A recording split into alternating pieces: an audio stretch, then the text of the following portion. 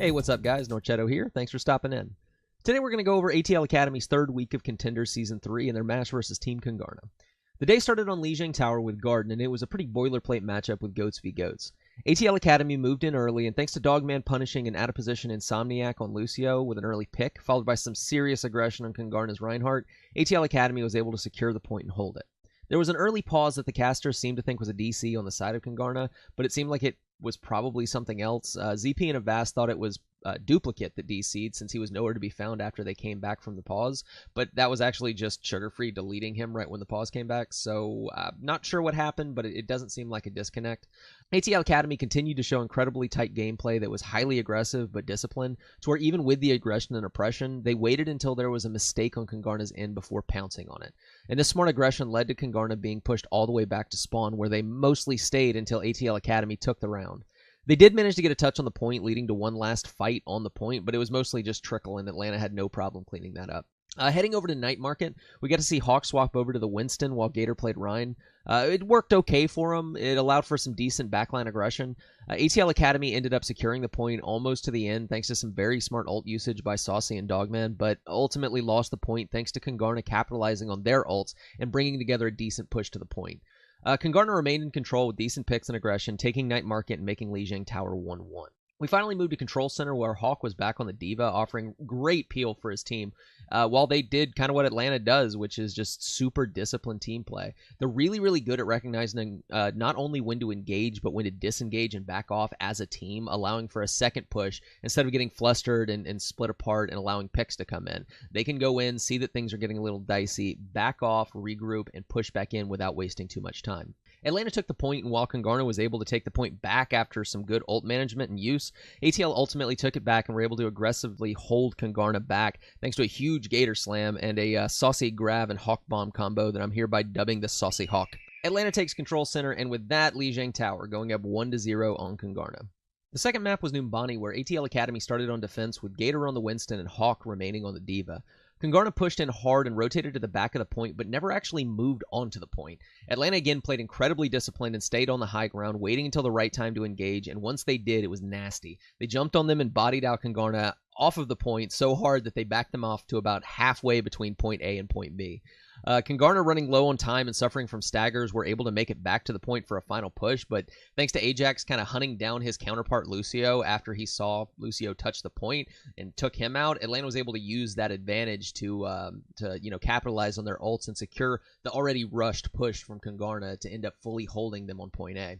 Over on attack, ATL Academy showed up with surgical precision as they used Gator back on Rhine to quickly push into the high ground, displacing Kungarna from there, and then fully rotating around the back hallway behind the point in order to corral Kungarna off the high ground on the other side and onto the point, at which point they completely dismantled their defenses and took the tick, leading to Atlanta winning Numbani and putting them up 2-0. Now on to Hanamura, which is some of the most fun Overwatch I've watched in months. Atlanta started on attack with a standard 3-3 comp and moved in very aggressively and were able to engage Kungarna in one of those longer fights that we're really good at, including a hilarious beatdown of Duplicate on Reinhardt by Sugarfree on Brigitte, where he was just kind of wailing on him with a mace. It was great. But eventually we were successful at overpowering Kungarna and quickly securing point A, and then we carried that momentum to point B, where Ajax went hunting, got a couple kills, and Saucy used a nice grab to help clean up the point, and we were able to take point B with over 6 minutes left in the bank. Now, this is where the fun begins, though. Atlanta goes in for the Chiefs comp and opts for Saucy on the Bastion with Sugarfree on the Meg, Gator on Orisa, Hawk stayed on the Diva, and then Dogman and Ajax went on Ana and Brigitte. Kungarna comes in with a standard 3-3, but after kind of seeing the Bastion, Web swaps over to the Symmetra and uses the teleport to transport the team around to the right side of the point where they're able to rotate on. And since Gator's on the Orisa and isn't very mobile and Saucy's on the Bastion and, same situation, it makes it really, really difficult for Atlanta to actually move on to the point, and they eventually fall, and Kungarna takes the point pretty quickly. Moving on to point B, Atlanta remains on the Bastion, but Sugarfree actually swaps over to a Symmetra, and that allows them to set the team up on the perch overlooking the point, where Kungarna has a terrible time trying to displace them.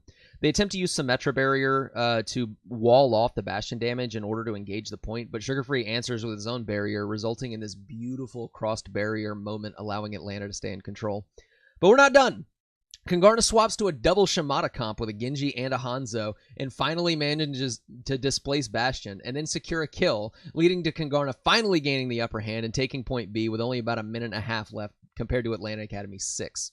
Atlanta goes back to their initial defense comp with the Mei and Bastion, but this time they leave defenders to the right of the point to prevent the sim flank like before, and this worked, and Atlanta was able to stop Kungarna's second attack phase and move on to attack themselves, only needing a single tick on point A to win. And with a nice pick onto a low-health Brigida through the choke, Saucy allowed his team to get the upper hand and take the fight.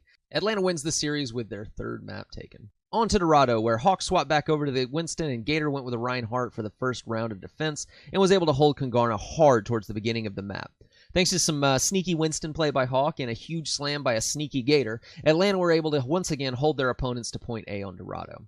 The final attack was quick and aggressive, with Dogman flanking on Zenyatta and laying in some damage as his team did work, pushing closer and closer to point A. Even at the end of the day, the play was disciplined, and opportunity Kungarna created to stop the push was answered by the ATL Academy supports. And with that, Atlanta finishes the job and ends the day with a 4-0 against Kungarna. We showed a lot of what makes ATL Academy great here, with incredibly disciplined play coupled with a deadly prowess for aggression and another week of multiple effective pushes all the way to the enemy's spawn to secure fights. Now, we still have our biggest games to come starting next week. On Tuesday the 18th at 7 p.m. Eastern, we face off against First Generation, or the team formerly known as GOATs, who is 2-1, with their only loss coming from an undefeated Fusion University team and a very close 1-2 loss. So this should be a really good game that'll rely a lot on that aggressive discipline we were talking about. And it's going to give us a good look at how we stack up against our fight versus Fusion University when we come back in January after the holidays. But before Fusion University, we have First Generation. And until then, I'll talk to you guys later.